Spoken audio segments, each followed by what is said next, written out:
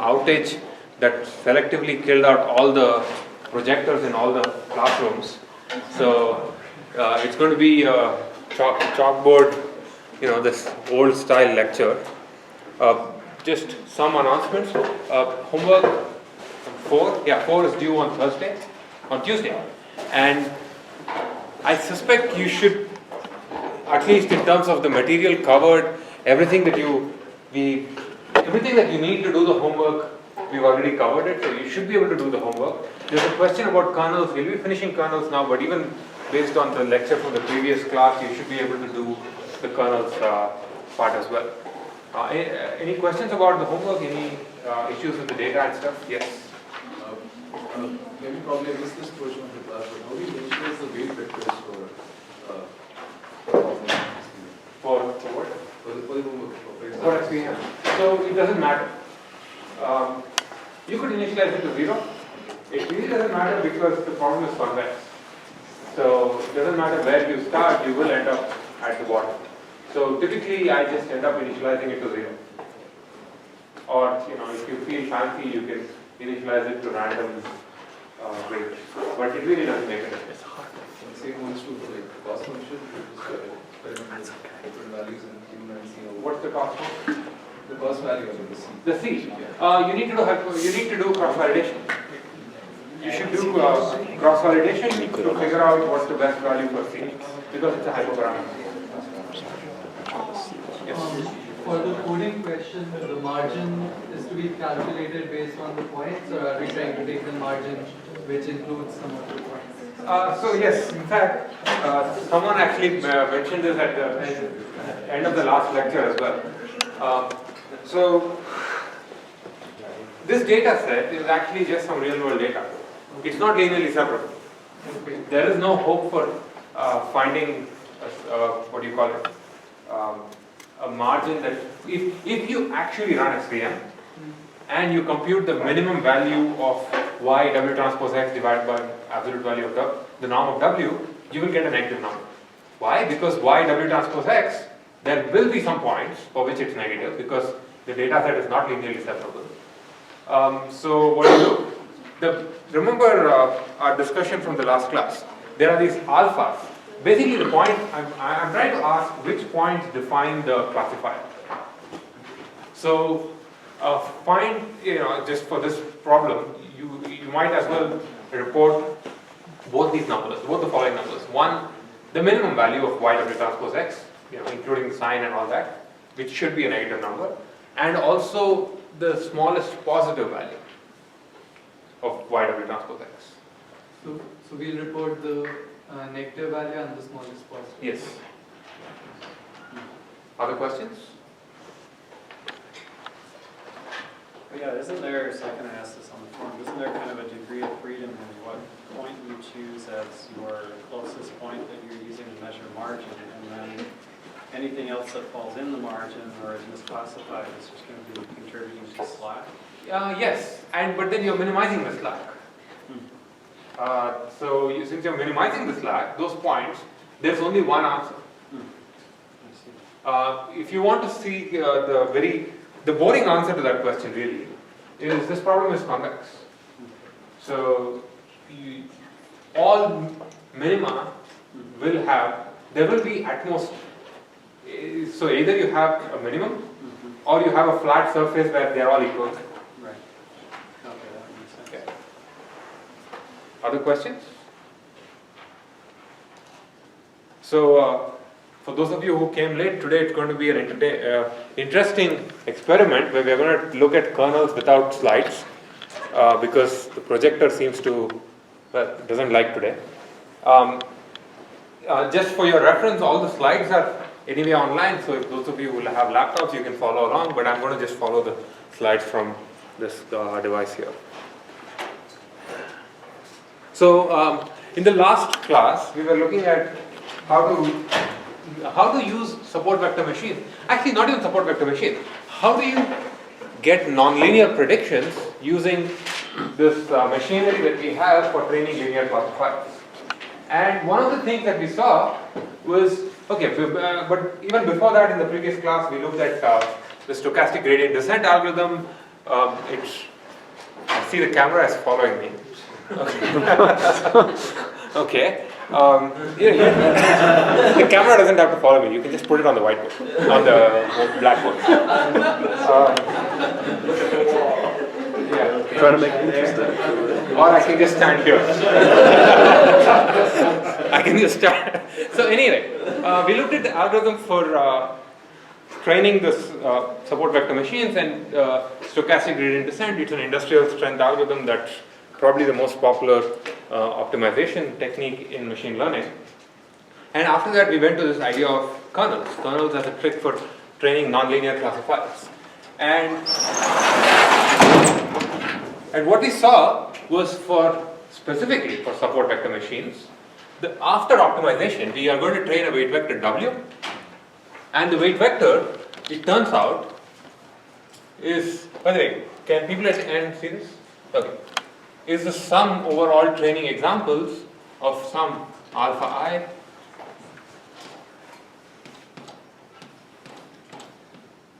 So the final weight vector at convergence will have this form. It's a linear combination of of the yi xi, and every training example will be assigned some alpha. Now there is actually a very interesting interpretation of this based on what the alphas mean. For points that are outside the margin, alpha will be 0. So the entire weight vector W, the value of W will be supported entirely by those points that are on the margin and those points that are within. So if you have so let's say this is the weight vector and this is the margin. Let's say this side is positive. So how low can I go before this starts blocking? Is this visible? Probably to both different. Okay. So this side is positive, and if there are points on the margin, these will have an alpha that's equal to C, this parameter C that you give to the learning algorithm, the hyperparameter. Points that are within the margin, or let's say there's a point on the wrong side of the margin, these will have a C that's between 0 and alpha between 0 and C. So what we end up with is basically this classifier that's just a combination of points that are either misclassified or close to being misclassified. And these points are called the support vectors. But there's actually another interesting side effect of this property. And, oh, here. Okay. So the other side effect of this is that, think about, now let's say we finished training and we have a new example that comes in that's called an X, and now we need to give it a label. And we do what we always do. The prediction for this, I'm going to just put an arrow and call it, we take X, we take the dot product of W with X, so it's simply W transpose X, and we take the sign of that.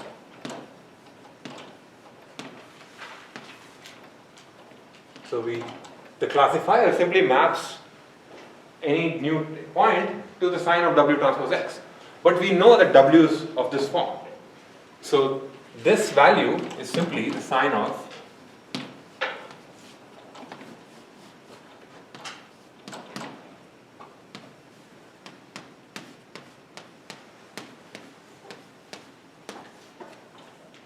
I just substituted this thing in there.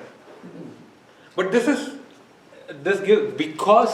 the final weight vector is simply the sum of our training examples, we have this interesting property that the final prediction simply depends on these dot products. So here's another way of doing the final prediction. Instead of remembering a W, let's say we remember all the alphas. That's our parameter. And clearly the alphas define a W, but we never ever carry a W around. We just remember the alphas and the entire training set, only the non-zero alphas, because those are the only things that matter. That and the entire training set, and what we do is when a new example comes in, we take the dot product of each of those examples with of that example with each of the training examples that have a non-zero alpha. Add them up, take the sign, we get the prediction. So effectively, the only operation of interest here is this dot product between a training example and a new example. Right? That's what the support vector machine is doing. This is a machine that takes the support vectors and takes dot product between those and the new example. Make sense? Okay, so that is nice. This is, let's call this, let's just keep this in mind, and this is one of those nicest things about work. You can keep it in mind and keep it on top. Let's now shift our focus to another problem. Say I have some data that looks like, say I have some points that look like this. So I want to separate the dots and the boxes. Clearly not linearly separable, right? Not linearly separable, going once, twice. But clearly also there is a separator that is nonlinear. I could draw some curve that looks like this and say that everything on this side is a box. So, and you've looked at how to solve this kind of a problem. What you do is you take your initial feature vector, let's call that x, and you transform it into some other representation, and now you train your classifier on this representation. So your final prediction will be something like sine of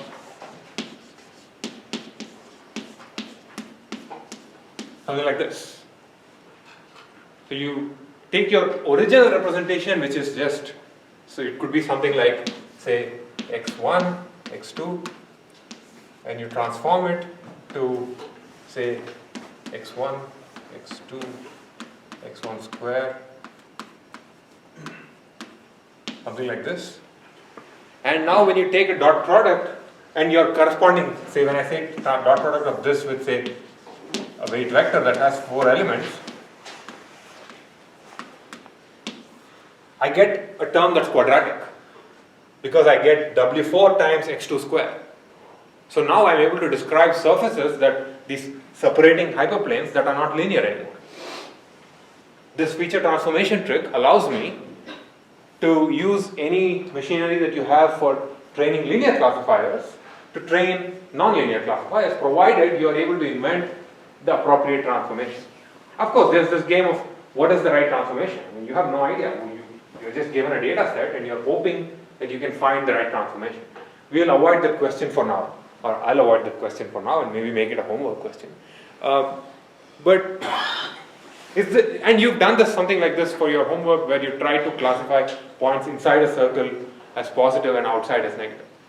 This is good, but now let's now think about the idea on top, where classification is simply equivalent to taking dot products between feature vectors of the training example and a new example.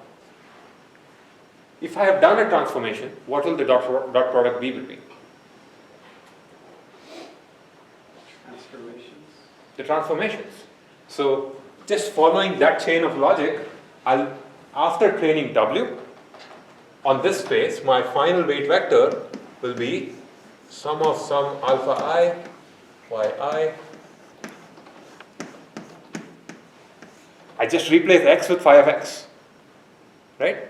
So my final prediction will be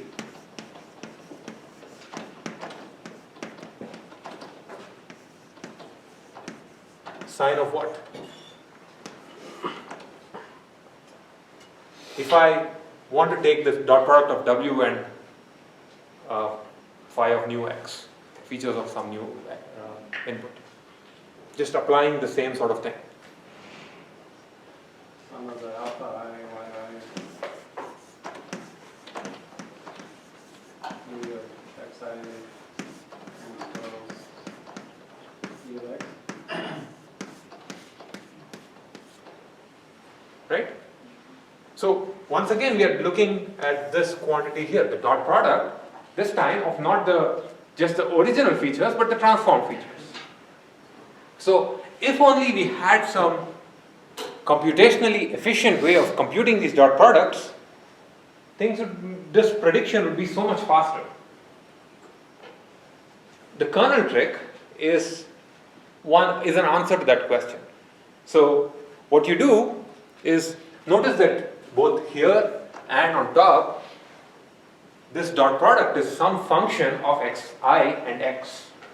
Right? It takes two vectors and produces a number. Let's call that function k.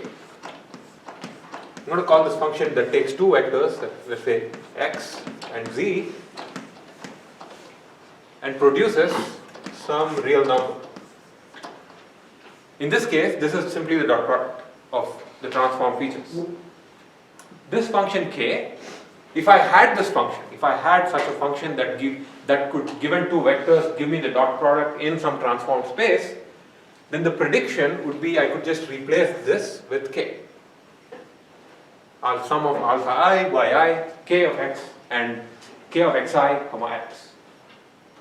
Can you say that last point again? So if I had this function, if somehow I had an implementation, say, of this function k, that can efficiently compute this dot product, then I could just plug this k in the space, because k is exactly that function. So this kind of a function that computes a dot product in a higher dimensional space is called a kernel. Now notice that there's a trivial way to define this function. What? Computationally. Suppose I know that the transformation is this. I'm going to erase these bits here. Suppose I know that the transformation is taking me from x1, x2 to this four-dimensional space. And now I want to compute k of x and z. How do you do it? What's one way of doing it? Because I know that k is the dot product, so this arrow here is simply the function phi. Can you suggest one way of computing k? Actually doing the dot product. Projection. Hold on to that thought, but what was that? What do you mean by actually doing the dot product? I only have, so the input is I have one vector x1, x2, another vector say z1, z2. What do you do? What will your program look like? Map both vectors on the last space and then. Yes. So the simplest way, and one approach that is guaranteed to be correct, is map these vectors first. Apply this phi mapping to x1, you get this space. You apply the same mapping to z1 or to say z, you get the space, take the dot product between the blown up vectors. But you had some other, yes? I said project the x1, x2 into this. Oh, okay, so that's exactly, it's exactly what you, and this is guaranteed to be correct. I mean, this is trivially correct because that's really the definition. We are defining this to be k. So, sure, it's going to work. But if you're doing that, now imagine this transformation is kind of simple. I mean, if your only setting was going from 2 to 4 dimensions, probably you're better off just doing this. But what if I want to create a feature space that's infinite dimensional? And there are ways of creating infinite dimensional vectors. Or what if I want features that are polynomials of degree between, say, of all degrees from 0 to 115. It's going to be a huge vector.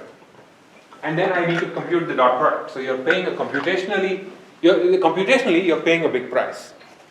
So the answer to solving this computational problem is called the kernel trick. So the kernel is simply a dot product. The kernel trick is a computational trick for computing these dot products in the higher dimensional space without ever leaving the lower dimensional space. Okay? Questions?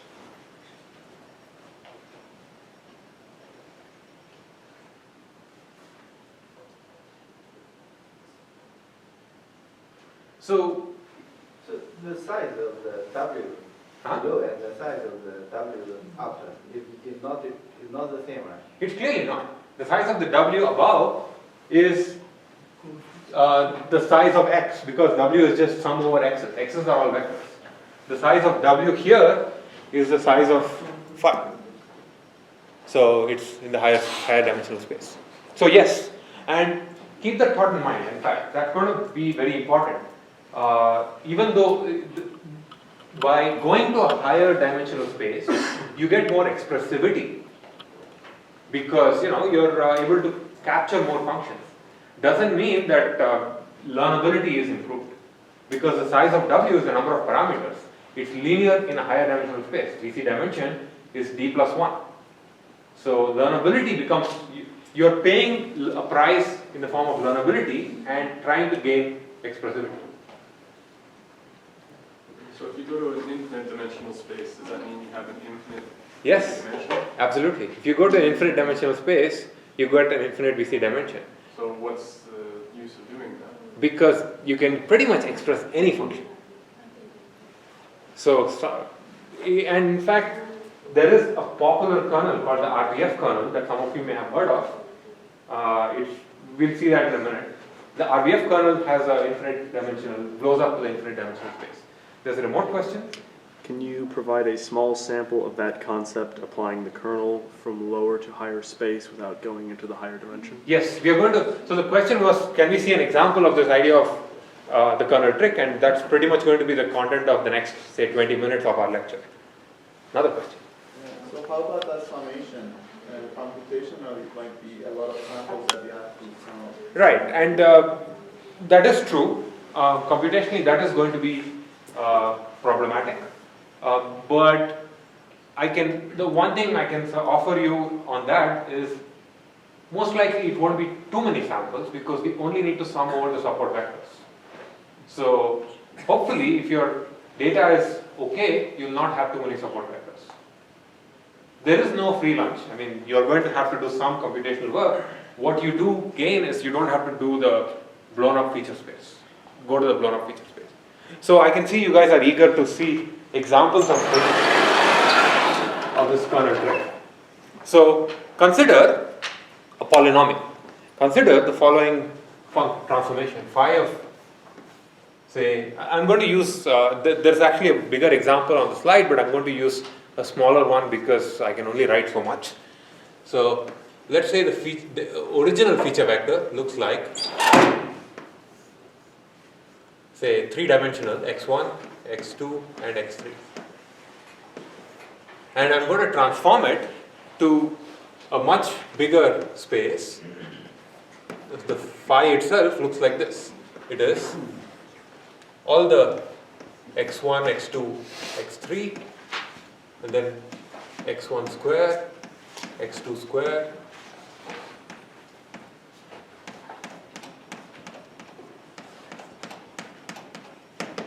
so all possible combinations of and close bracket. So degree 1 terms and all degree 2 terms. This is the quadratic, roughly similar to what we saw there, except we are now considering the cross terms as well. So you have x1, x2, x1, x3 and all those things. Is there an importance to keeping the original feature set in the new space? No, just an example. In fact, yeah, it's one way of doing things. If you, for example, think of equations of objects in higher dimensional spaces. If you have only the degree 2 terms, so let's see, this is x. What have I done here? So these three are degree 2. In fact, everything below this is a degree 2. If you only have these terms, then there are only certain objects that you can describe. But yeah, doesn't make too much of a difference. So let's consider this feature transformation. I'm going to argue that the dot product between, say, phi of x transpose phi of z is equal to, or the dot product between these two things will have terms like x1 z1, x2 z2, x3 z3, x1 square, z1 square, x2 square, z1 z, and so on. Consider this dot product and consider this summation 1 plus x transpose z square, just this term. I'm going to argue that these two are equal up to constants. Can anyone tell me why or how? Or equal up to what? Up to constants.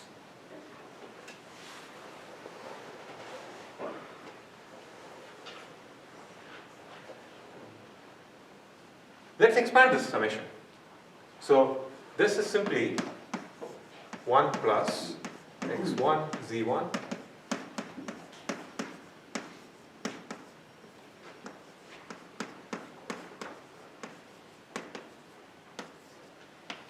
right? This is the definition of a dot product. Now consider a term in the dot product of these two things. In fact, let me also add a degree 0 term here, 1. So it's 1, degree 0, degree 1 and degree 2. So if I take the square here, so this, what's the square of this? So can someone complete the proof for me? Like go up there and solve it? No, just tell me. Tell me what happens.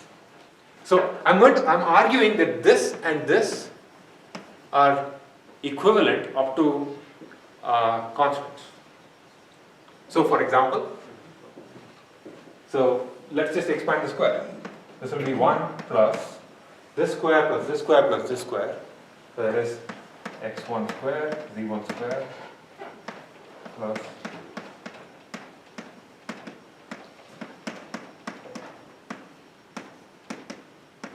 plus all possible pairs. So 2x1 z1. So these two combine to give 2x1 z1 plus and so on. Many terms. Now suppose I wanted to take the dot product between two objects of this kind. Every row here will correspond to one term in the summation. So if I take say x3 square, there will be a term that says x3 square z3 square. That's this one. If I take a term something like x1, just say x2, the dot product will have a term that's x2 z2. There is an x2 z2 here, but there's a constant. But we don't care about constants because that constant will get absorbed into the alpha. It's, the alpha will take care of the constant anyway because the alpha is our learned parameter. Yes? So from what I'm understanding, never mind, I forgot what I was going to say. Sorry. Okay. So this is an example where we are trying to compute this dot product at the top, and instead of computing the dot product at the top, I can just get effectively the same value by taking the dot product in the original space, adding 1 and squaring it up to constants. There are these 2's, and as an exercise I want you to think about, do those constants matter? Can you make minor transformations to this so that the constants disappear? Questions? What's the difference between doing the cross product of the So- phi terms and the squaring? The difference here is, in this case, I had to explicitly first construct this representation and then, take the dot product. Here, I just take the dot product first. I get a number. I'm not ever building this. I'm just getting a number. So I'm taking adding 1 and squaring. So I'm able to compute this dot product without explicitly computing the blown up representation. So then we typically don't go from a transformation to the kernel. What we typically say is instead of trying to customize a transformation, we look to see if there's a kernel that would give us... Exactly. So that's an important point. So I'm going to paraphrase what you just said for the class. The general operating procedure in this universe is, instead of trying to invent transformations, we will try to invent kernels. Because every kernel corresponds to a dot product. In addition to inventing kernels, we will also try to invent kernel tricks, so that we can just compute these dot products.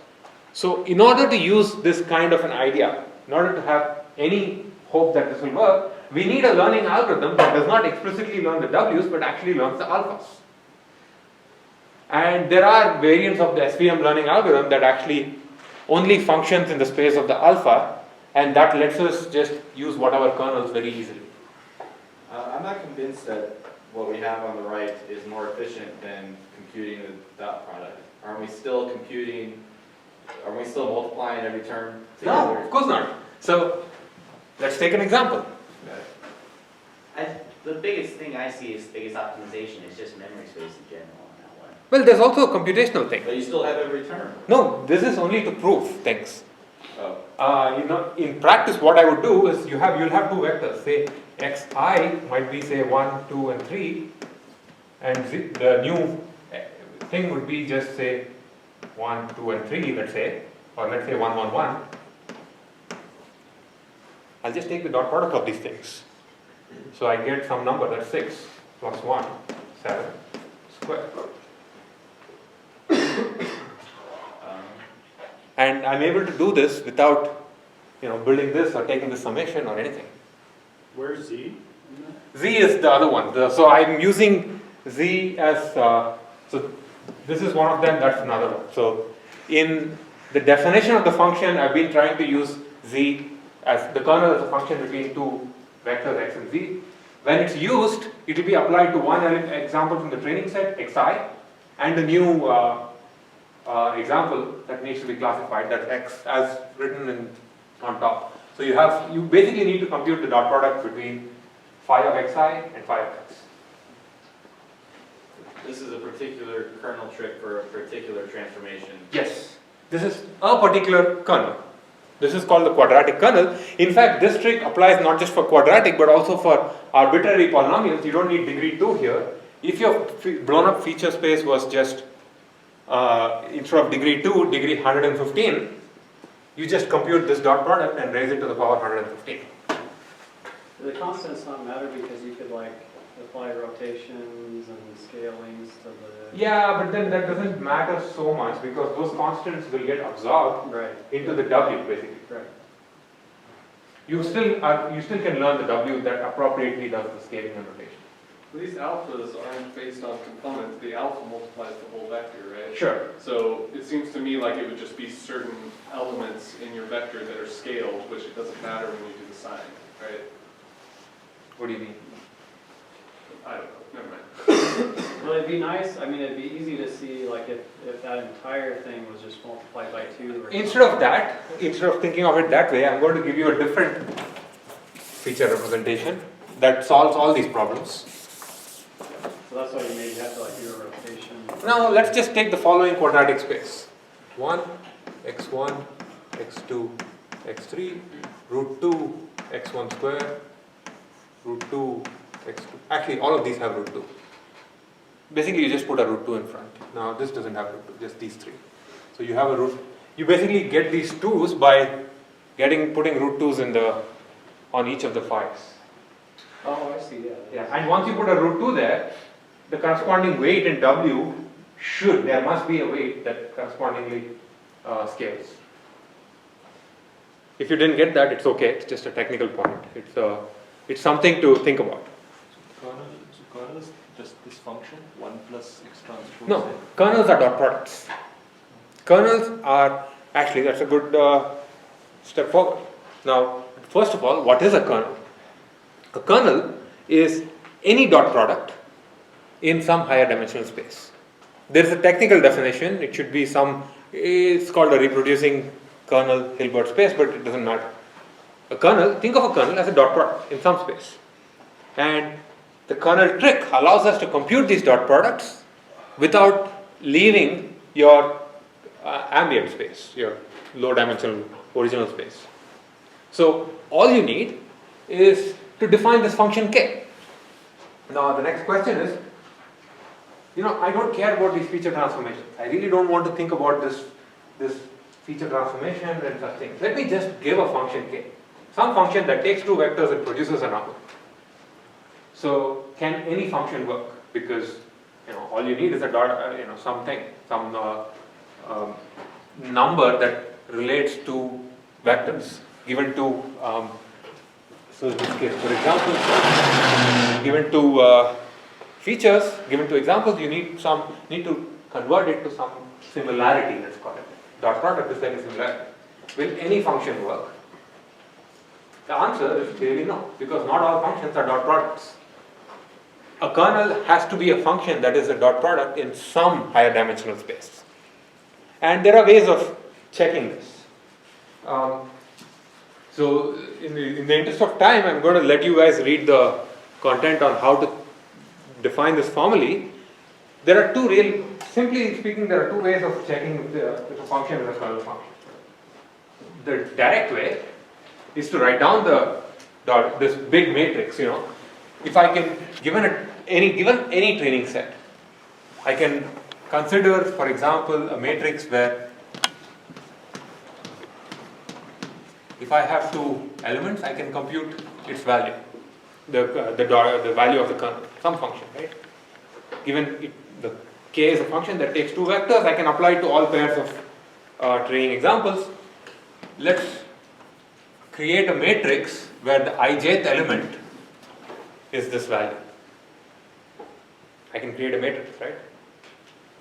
Now, the condition for this function k being, let's call this the matrix M, or in fact, let's call this the matrix G. It's called the Gram matrix.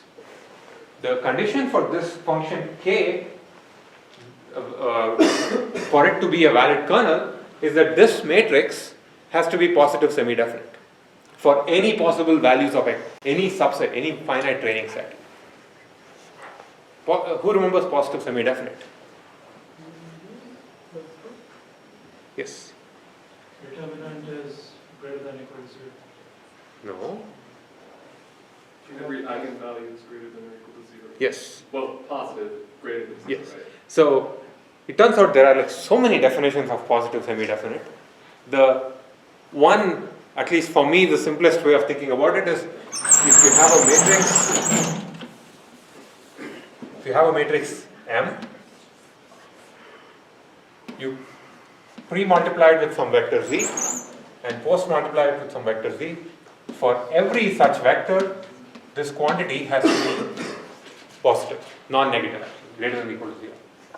If this property holds for that matrix, then that matrix is a kernel matrix.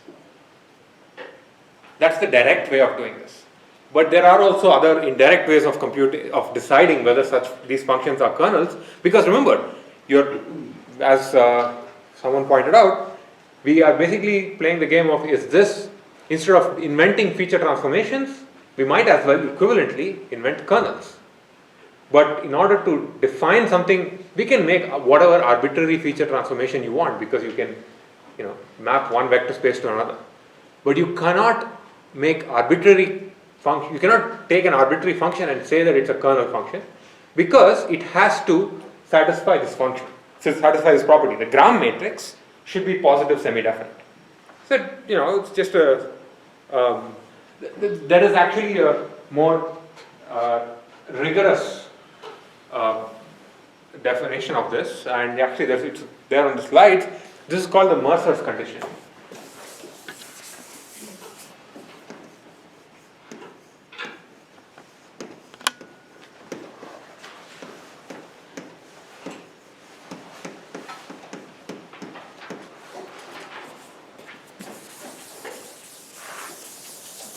The Mercer's condition simply says, say you have a function k. Suppose k is a function that takes some. I'm not going to write the whole thing down. Suppose k is a function that takes two vectors x and z to some real number, and this function k is a valid kernel if for any finite set of points. So let's say you're given some points x1, x2 till xn. Say you have some points, let's call this set S.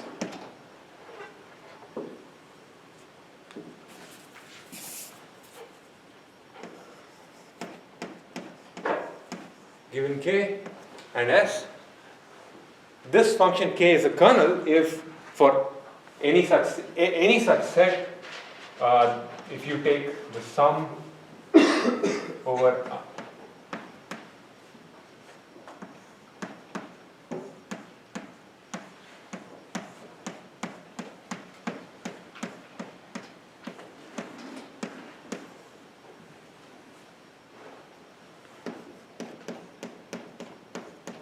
if for any set of points, this summation of double summation basically of Ci, Cj times the kernel value over for the ijth points is greater than 0. This, if you think about it, is exactly the same as this condition. Because M is the gram matrix, this is the ijth entry of the matrix, and this is the vector Z really, that Z there. C is that Z. This is just a technical condition for proving whether a function is a kernel or not, and if you are able to prove this, then all this means is there is some higher dimensional space where this K is actually a dot product. I don't know what space, just some space. Questions? Yes? So our learning function can be any function, right? What do you mean? I mean the learning function. I'm just saying that the learning function can be any function. Yes. Then we can, the kernels can be any function too. I don't see why we are having this restriction. Because the way we define a kernel is the dot product. This restriction basically makes sure, it turns out, that the value of there is some space, there is some feature transformation phi, for which K gives you the dot product in that transform space. You cannot go to any function because you are still computing the prediction as this dot product. We are still in the space of linear classifiers, except it's linear in this higher dimensional space. And Mercer's condition is asking, is there such a space where this function, this dot product, this is actually a dot product? Other questions? Yes? Is this constraint for the kernel function or for the kernel function trick? For the kernel function, just for the kernel function. I'm actually kind of interleaving information about the kernel function and the kernel trick, but it's fairly simple to think about this. The kernel function is just a dot product. The kernel trick is a computational device. So next I'm going to just go through this laundry list of different kernel functions that we know about. The most simple kernel function, probably the easiest one to think about, is this function that's just the dot product in the original space. There is no transformation. I'm going to get rid of the Mercer's condition and just list out kernels. There is no feature transformation, so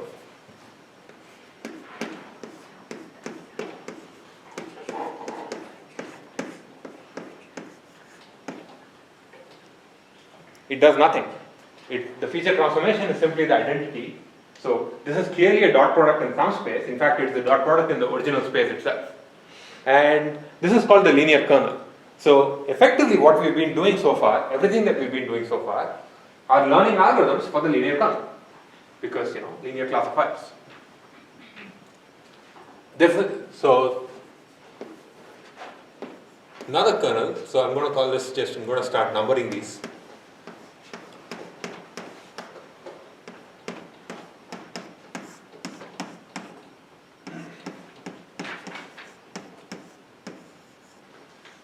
Polynomials of degree d. We just saw the example with degree 2, but this is a polynomial kernel with degree d. In fact, it's not a polynomial of degree d, but this here, the transformation contains all monomials of up to degree d, up to and include, because if you take this expansion will have the term 1, which is a polynomial of degree 0. It will have, x, I, zi terms, which are degree 1 and so on. Another kernel is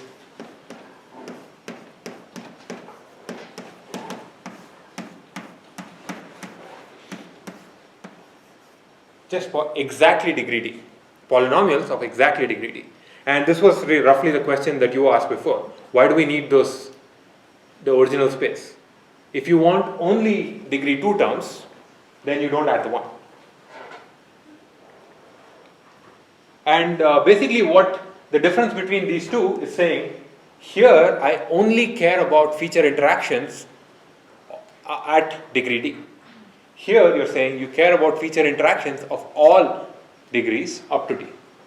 And frankly, if you ask me what's the right answer, what's the kernel that you should use on your problem, I have no idea. I mean, these are just, it's like asking what's the right feature transformation. It's exactly the same question. Another function, yes? So this is an unrelated question.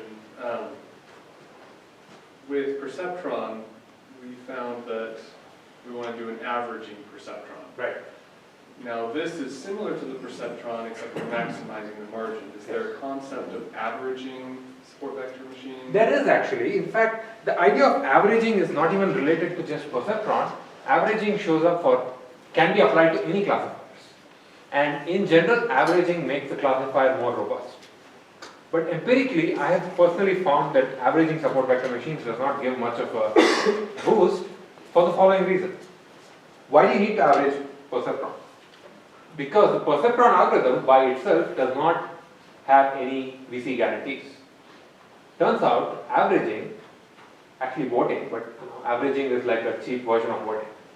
Voting converts these mistake bound into a pack bound. SVM already has a pack bound. So basically, instead of averaging, it turns out if you play with the C, that trade-off parameters, you roughly get this. There is a C for which it works. Good enough. So I have not found it to be useful. Yes. You just said something about converting. The averaging converts it gives you the pack guarantee for the linear classifier, right? For perceptron. For perceptron, which is stochastic gradient Yes. descent. Yes. Right. So does that mean that for stochastic gradient descent we don't have these learnability? No, actually not. In fact, you know what? Hold on to that thought. Once we get done with kernels, I'm going to talk exactly about this point. Because it's kind of slightly different from where we are right now. Yeah, because it seems if we can optimize, then we can guarantee some sort of. No, it depends on what you're optimizing. Stochastic gradient descent is only an optimization algorithm. The objective that you're optimizing decides what kind of guarantees you have. Hold on to that thought. Okay. So it seems like the K3 kernel is only for dimensions D. Yes. But it's not like there's no penalty for using the K2. Yes, so I don't know why you would use K3. I agree. No, actually, you know what? There is a penalty. There is a penalty because remember that this is a dot product. So how many monomials are there of degree D? How many monomials are there for degree 2?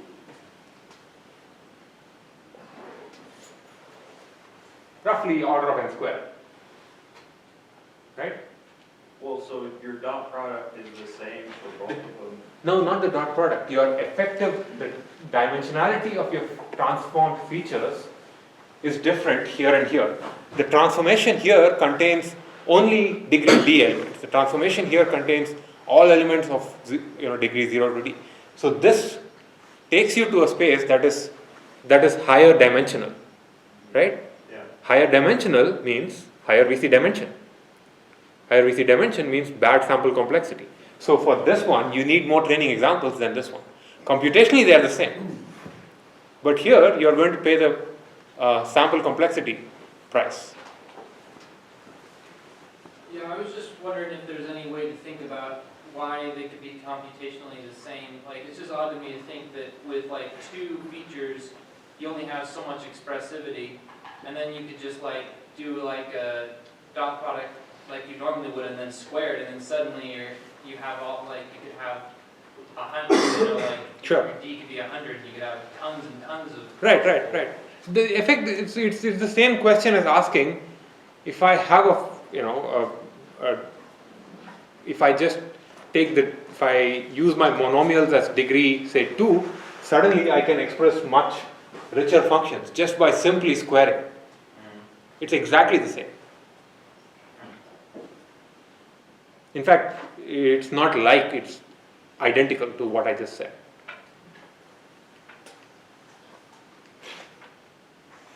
So another kernel, and this one actually has an infinite, the transformed space is infinite, it's called the Gaussian kernel. So if I write here, can everyone see? Does this block? I mean, so K4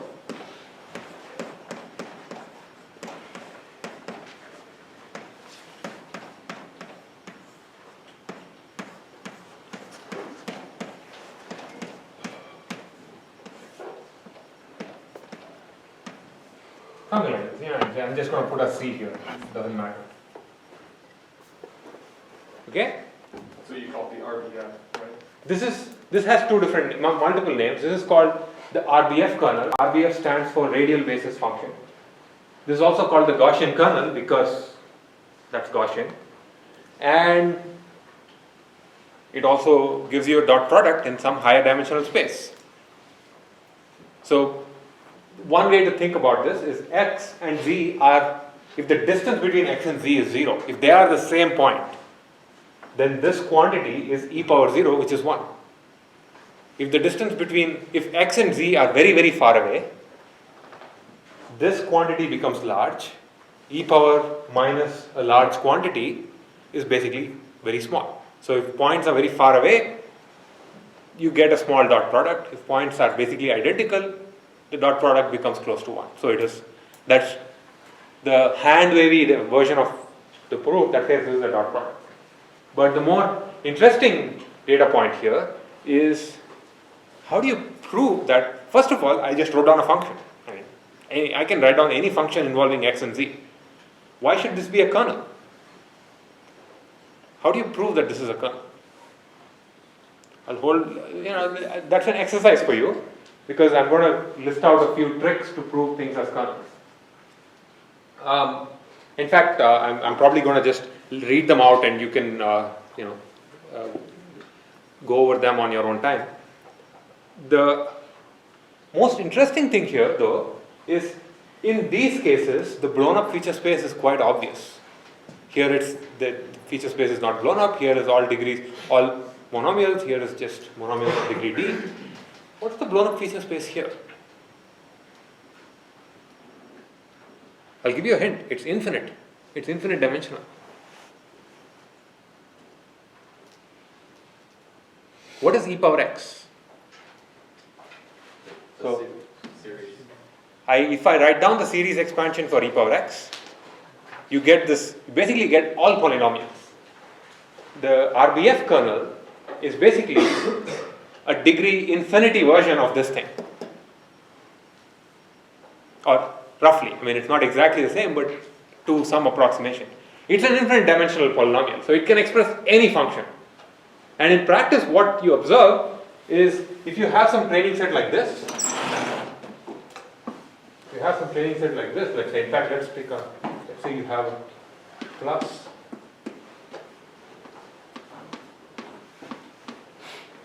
I have some points, pluses and minus.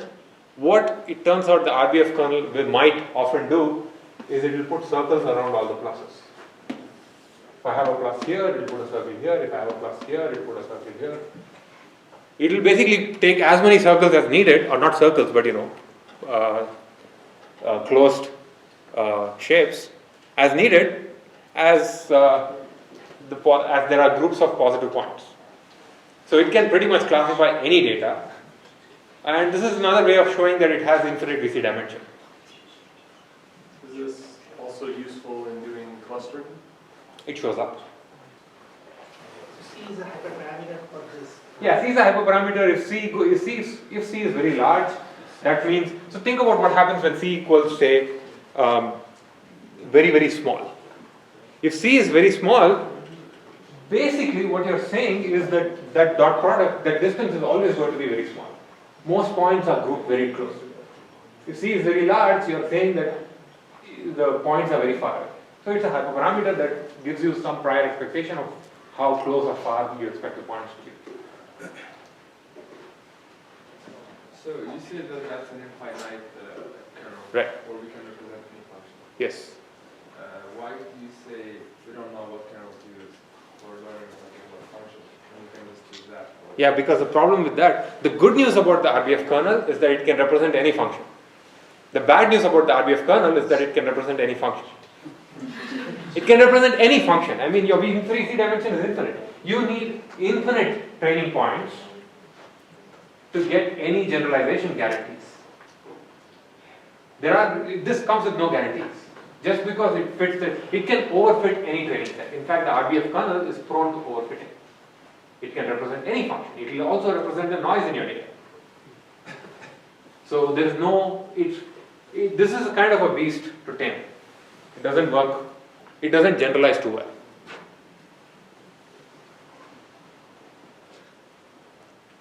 Yes? To construct a graph matrix, and what vectors should be to the kernel? Right. So the Mercer's condition says the gram matrix should be constructed for any finite set of points.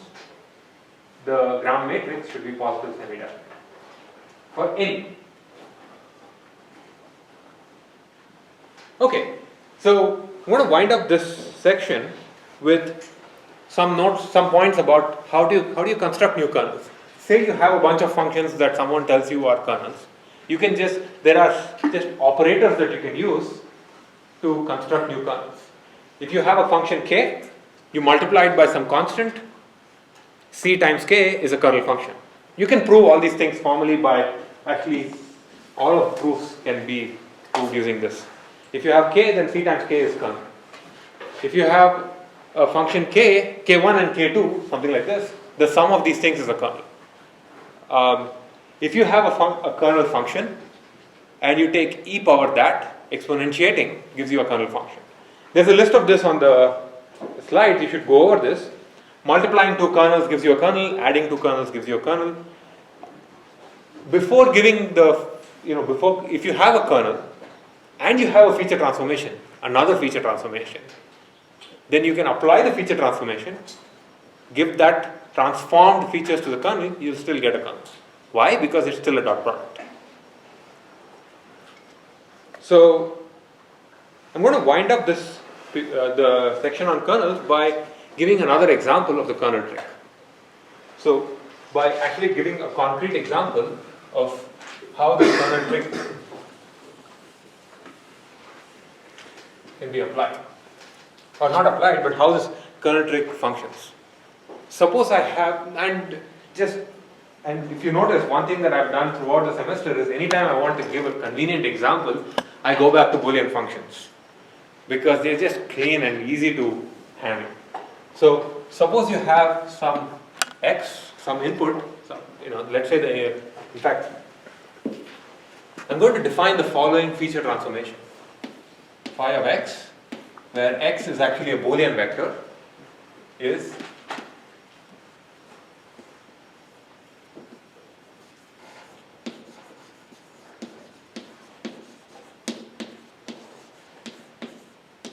all monomials, all conjunctions.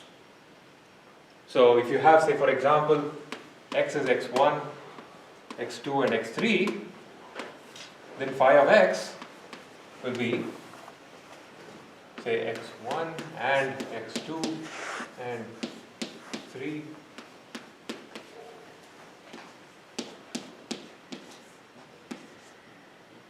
Let's say not x1 and x2 and x3, all the way down to, say, x1 and x2 and so on. All possible conjunctions. And okay, how many conjunctions are there?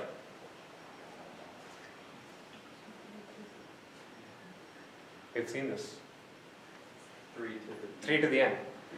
So if you have n-dimensional features, the blown up feature space is an exponential space.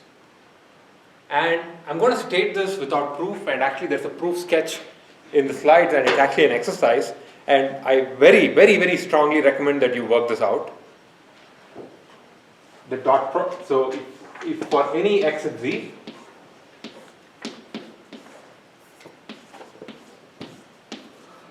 the dot product of this transform feature space is 2 power, I'm going to define a function called same.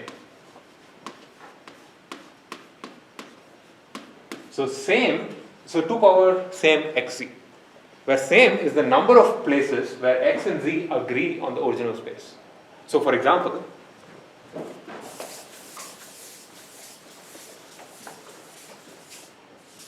if you have x equals say 1, 0, 1 and z equals 1, 1, 1,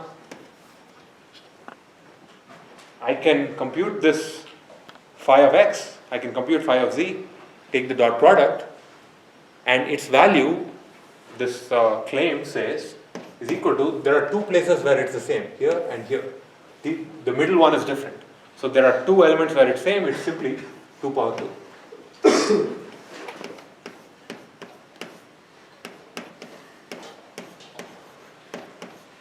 The dot product of phi of x and phi of z is 2 power 2. This is actually not a very difficult thing to prove, and I encourage you to prove it because it will help you understand how such dot products can be computed in basically this exponential dimensional space by performing operations only in the underlying space. Here, this computing the same of x is going to take basically O of n steps. You go over everything and ask, are they the same? And by doing O of n computations, I am computing a dot product in a 3 power n dimensional space. Absolutely, you should try to prove this. The steps for this proof are on the slide. It's basically one of the last slides of this lecture. So you should see this, you should be able to prove this. And frankly, it's an easy proof because all you have to do is just expand this out and take an example and work it out. It'll just literally just fall out of the expansion. So let me wind up the part about kernels. The story starts by observing that in order to make the final computation, the final prediction, all we are doing is computing dot products.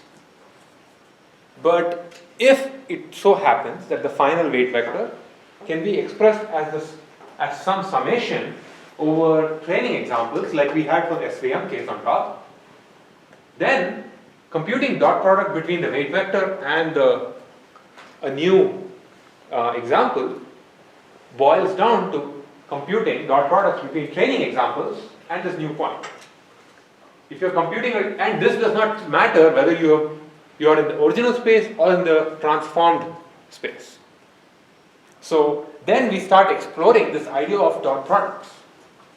And we ask ourselves, what kinds of functions, so a dot product is simply a function that takes 2 vectors and produces a real number. Then we ask ourselves, what kinds of functions can act as dot products? We call those functions kernels. And then we looked at what makes these functions a kernel. Meaning, is every function that takes 2 vectors and produces a real number a kernel? The answer is no. And in fact, they have to satisfy this fairly strict condition called the Mercer's condition for this property to hold. And thankfully, a lot of, that's just about kernels. And we looked at some examples of kernels. Then there's this idea of the kernel trick, which is a computational device that lets us compute these dot products by just explicitly computing the value of this dot product without ever computing the transformation. And there are many feature transformations for which we can get away by just for which there exists a kernel trick. And in particular, there are some feature transformations like the Rbf kernel, which doesn't erase, where the transform feature space is actually infinite. This idea, and this is crucial, very important, because this idea is not applicable just to support vector machines. I just introduced it as a follow-up to some SVM lecture because it so happens for SVM the final weight vector is the sum of these examples. But the idea of a kernel exists independently, and in particular you can create a version of the perceptron algorithm that uses the kernel trick. In order to do that, all you need to do is to somehow write down the final weight vector as a summation over the training examples, and you're going to do that in your homework. It turns out, by the way, the final weight vector for perceptron will also be a summation over training examples. not quite that summation, but something that looks very similar. But the important thing to note, another important thing to note is this is just a computational device. Just because we can compute a dot product in a high dimensional space doesn't mean we've solved learning, because we are still going to this high dimensional space. All the sample complexity bounds depend on the dimensionality. Think, for example, the perceptron bound, or even all the learnability bounds depend on the dimensionality. The perceptron bound depends very explicitly on this R square term, R square over gamma square. R is a function of the dimensionality. So if I'm able to create a kernel version of the perceptron that takes me to this infinite dimensional space, then the number of mistakes you might make is infinite, because R square is infinite. Another way of arguing the same point is the VC dimension. Your learning bounds still depend on the VC dimension of the transform space, because we are still computing dot products in the transform space. So if I had performed this transformation and I'm going to learn a classifier on this thing, your sample complexity is going to be exponential. Why? Because the dimensionality of this is still exponential. You might be able to do it very quickly, but you will probably never learn. So this is this, what do you call this trade-off between learnability and computability. We keep seeing this multiple times, and this is an explicit example. Questions? Yes? One thing that's curious to me still is the fact that if you were to explicitly expand your feature space, you'd be able to individually weight each one of those possible functions. But if you do this trick, then you're weighting only examples. What? You're assigning weights to examples. Oh, okay, I see. Right? And it turns out they are equivalent through that expression. Even though you think you're individually weighting each feature, your weights are still going to respect that condition. You think you're assigning a separate, the weights are not completely free at optimal. There was a question, yes? So the other way of saying the same thing is that if we have less number of examples, we're better off choosing simple yes, absolutely. Yes. And that's really a lesson in machine learning. If you have fewer training points and you use a very, very expressive classifier, chances are you will overfit. So for example, if I have a training set that I believe could be approximated with the polynomial, I could treat the degree of the polynomial as a hyperparameter. In fact, that's typically what's done. In fact, that's often what is done. Other questions on kernels? If not, we're going to move to another topic which kind of generalizes this discussion we had on support vector machines. And this topic is really a broad lesson on how learning algorithms are invented. So we saw how learning can be seen as, minimizing the number of mistakes. That's the mistake bound definition of learning. And in the pack version of the story, what we saw was we are given a training set. So we are given some finite training set, and these examples are all drawn IID from some unknown distribution. And there is a fixed function, the oracle function f, that labels. So you get a training set. Let's call that. So let's.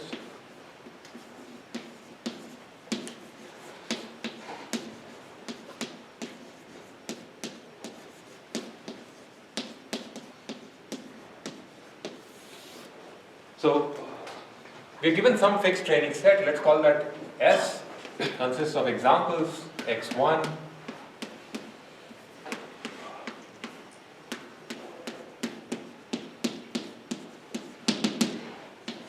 We have a bunch of examples. Let's say we have m such training examples. And there is some function f which has been applied on each of these x's to produce the y. And our goal is to use this training function s to find a new function h, our hypothesis, that best mimics the hidden function. And one way of defining learning is to find a function h that somehow, so we always have been, or at least I've always mentioned that learning can be seen as search over the space of these functions.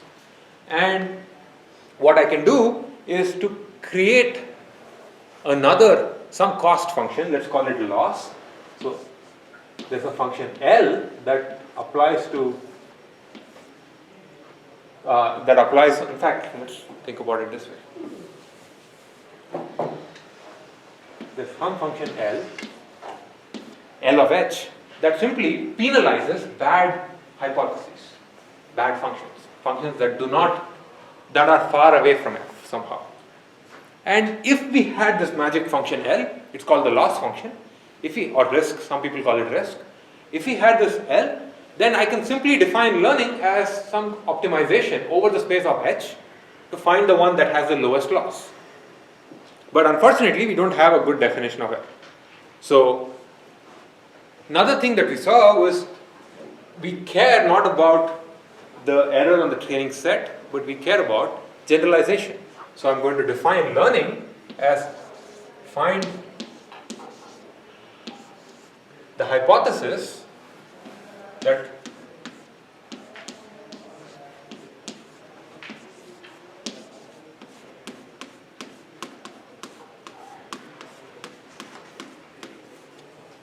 minimizes expected error. The true function is f, the hypothesis is h, and you want to find a hypothesis that minimizes expected error. Here D is simply the underlying unknown fixed distribution that we've always been assuming about the data. So we want to minimize, so this is a good estimate for this L. L of h is simply this expected error on the entire space of instances. Clearly we can't compute this, so we need some surrogates. What we will do, instead of computing this expectation, we will use our training set S and define learning as minimizing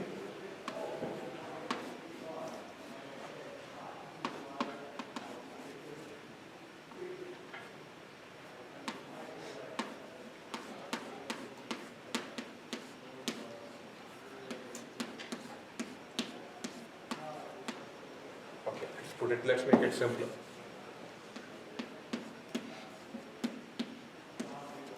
Find the function that minimizes the average error, because h of xi is not equal to yi is the error, and you just get a point, you lose a point every time you make a mistake, and you want to find the function that minimizes the average error. And if s is truly a representative of d, then minimizing the average error will minimize the expected error. So this is called minimizing empirical loss. So this is called empirical loss minimization or empirical risk minimization. So what's the problem? So I can potentially, in fact, let's not write down inequality, let's just say some loss.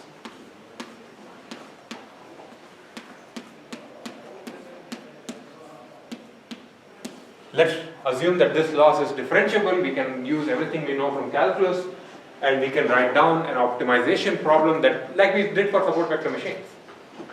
So what's the problem? I want to learn a classifier that minimizes the loss. Loss is simply penalty that this classifier faces when it makes a mistake. So I want to learn a classifier that minimizes mistakes on the training set.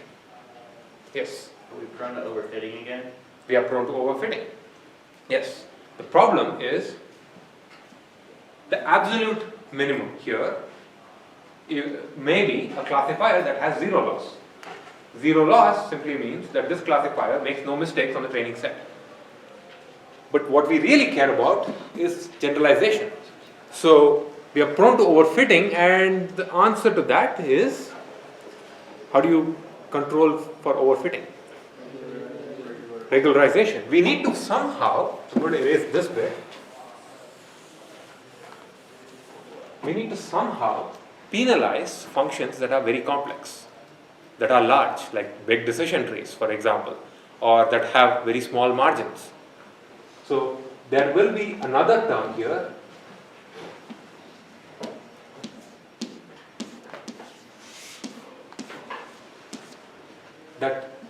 that's called the regularizer.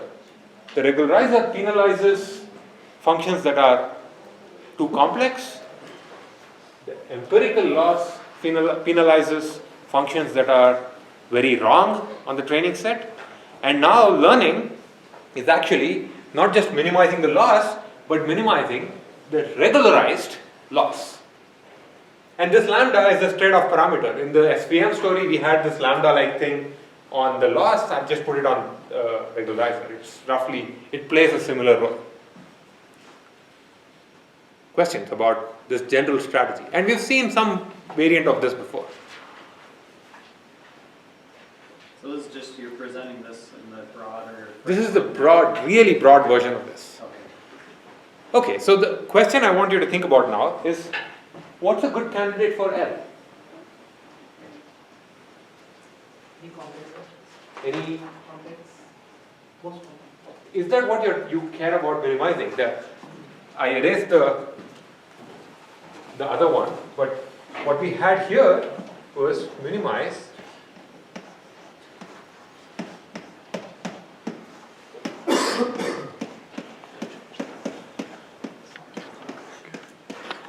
this is how we are going to measure success in the future.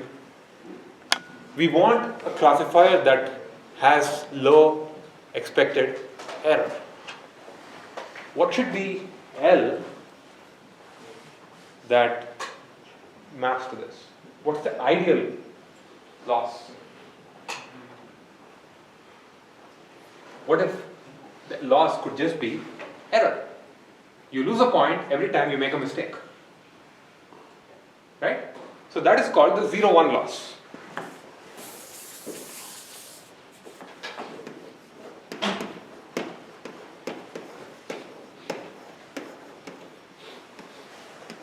The 0-1 loss is simply the following function. It's a function that takes L of the prediction y and the true label yi and says it's equal to +1 if y not equal to yi.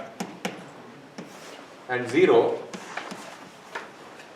otherwise. Every time you make a mistake, the 0-1 loss takes away a point. And this is the best thing to minimize in an ideal world, because that's really what we are going to be evaluated on. Really, it's like preparing for the exam, because this is not what you're going to be evaluated on. Might as well just learn for that.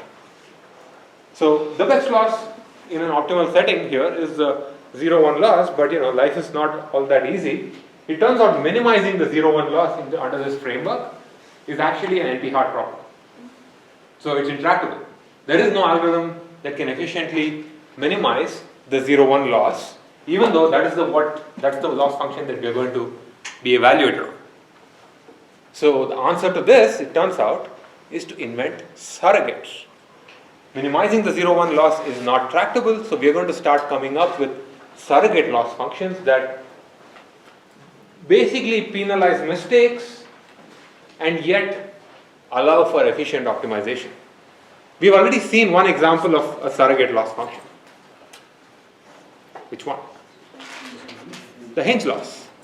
The hinge loss, under this framework, under the regularized loss minimization framework, the hinge loss can be seen as a surrogate for the 0-1 loss that we really care about minimizing. And we just use the hinge loss as a proxy because it makes optimization easy. Turns out hinge loss also has these other interesting properties. It's SVM, it maximizes margin and all those things. But really, we are using the hinge loss because we want to minimize 0-1 and we can't. But hinge loss is just one of these things. So the hinge loss, just to remind you, looks like max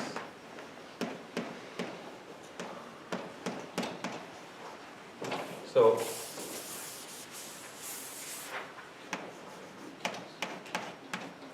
this is the hinge loss.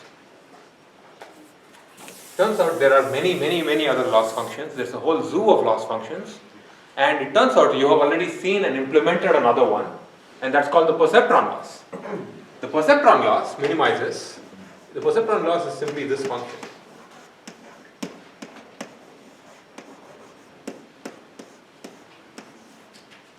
it's exactly the same as this, except this, it's instead of 1 minus this, it's just minus. So another way of thinking about perceptron, the perceptron algorithm in this loss minimization framework is the perceptron algorithm minimizes the perceptron loss and does not have any regularizer. It's unregularized, which is why, as someone asked, the perceptron does not have any pack guarantees.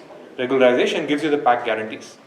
So stochastic gradient descent, and convince yourself that I'm not lying, stochastic gradient descent for minimizing the perceptron loss without regularization gives you the batch perceptron algorithm. I'm going to stop now and we'll pick up in the next lecture, and hopefully I'll be able to show you some pictures as well. Otherwise I might have to draw them on the whiteboard. And if there are any questions, I'm around, there's office hours and all that good stuff. And there's a homework due Tuesday.